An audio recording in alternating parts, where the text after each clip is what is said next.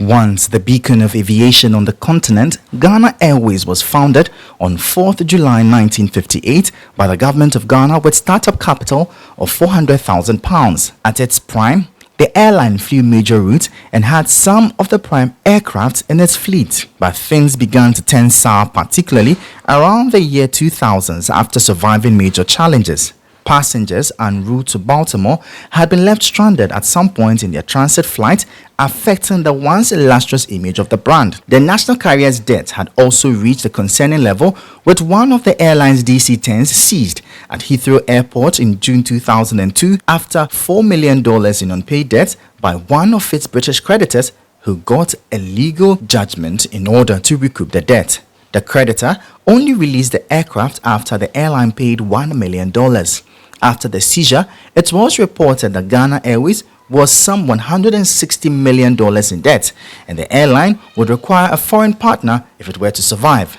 As the debt of the airline could not be resolved, in December 2008, the government released some $2.25 million to the liquidator to pay the final installments in severance claims to ex-employees of Ghana Airways. However, in 2020, the government of Ghana announced an MOU with Egypt Air to restart Ghana Airways. CEO of Ethiopian Airlines Group, Mesfin Tassiu, has been speaking on this development. I know that Ghana used to have its own national carrier for several years, and unfortunately the airline was not successful. The airline business is different from other industries like banks or factories.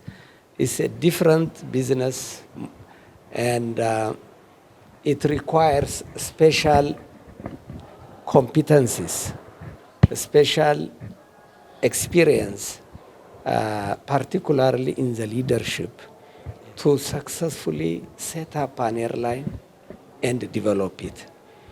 Our advice to African governments is that when they want to set up an airline, they have to make sure that it's well organized and it has good leadership and good governance. Mr. Tassiu added that to ensure national airlines succeed in the sub-region, they must be allowed to operate as entities without intrusion.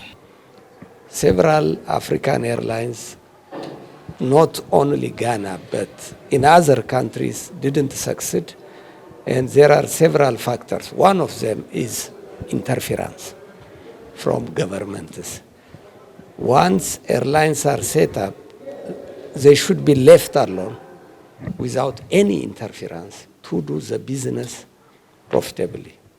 This is one. Secondly, the leadership has to have experience in the field and discipline in managing costs.